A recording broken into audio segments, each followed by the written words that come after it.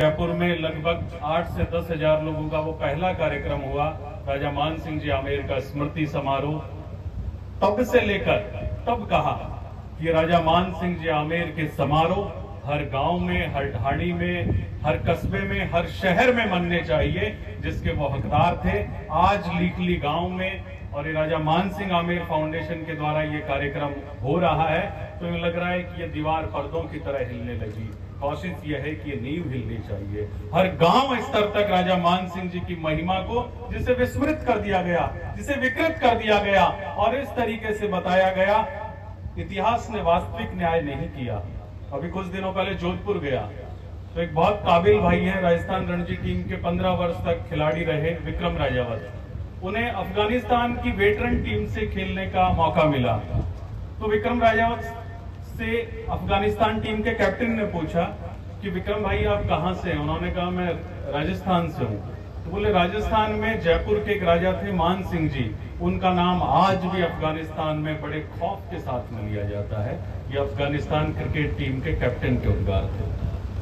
और हो भी क्यों ना, राजा मान सिंह जी आमेर, चूंकि इंद्रदेव की मेहरबानी शुरू हो चुकी है, 3 मिनट में अपनी बात को विराम दूंगा। राजा मान सिंह जी आमेर जब चले विजय अभियान के लिए, एक व्यक्ति है कुमार विश्वास, उन्होंने एक दिन एक कोट किया कि सबे भूमि गोपाल की या मैं अटक कहां, जाके मन में अटक है सो ही अटक रहा। उन्होंने अन्य किसी बादशाह के बारे में ये बात कह दी कि उनकी कही हुई बात है।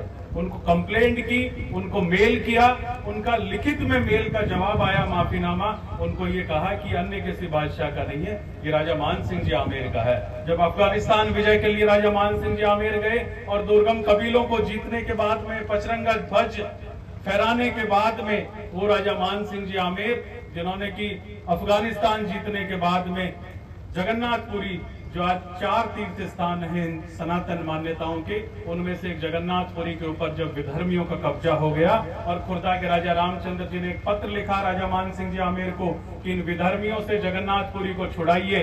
राजा मान सिंह जी आमेर ने वहां जाकर विधर्मियों से उस जगन्नाथपुरी के मंदिर को छुड़वाया, विग्रह की पुनः स्थापना की, गंगा जल से धुलवाया और उसके बाद में राजा मान सिंह जी आमेर ने लंका विजय अभियान कहा कि लंका को जीतेंगे। आमेर के महलों से जब निकलने लगे, विजय के रणघोष हुए, दुंदुभी बड़ी, नगाड़े बजे, तो एक बारठ जी ने एक सोल्ठा लिखा सिर्फ, और राजा मान सिंह जी ने जिस लंका विजय अभियान को घोषित कर दिया था कि लंका जीतेंगे, उन्होंने कैंसिल कर दिया।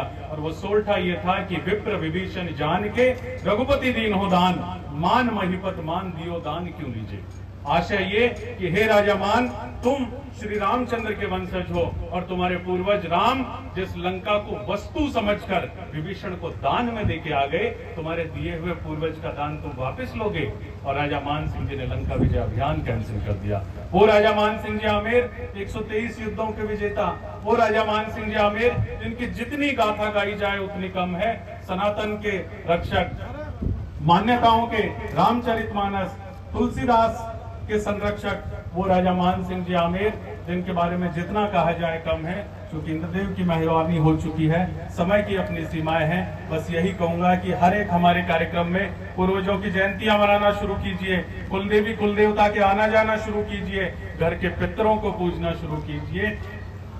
हर कार्यक्रम में जहां राजा मान सिंह जी आमेर का कार्यक्रम हो, वहां महाराणा प्रताप की जयघोष हो, महाराणा प्रताप का कार्यक्रम हो, वहां राजा मान सिंह जी की जयघोष हो, जयचंद जी के कार्यक्रम में पृथ्वीराज जी की जयघोष हो, पृथ्वीराज जी के कार्यक्रम में जयचंद जी की जयघोष हो।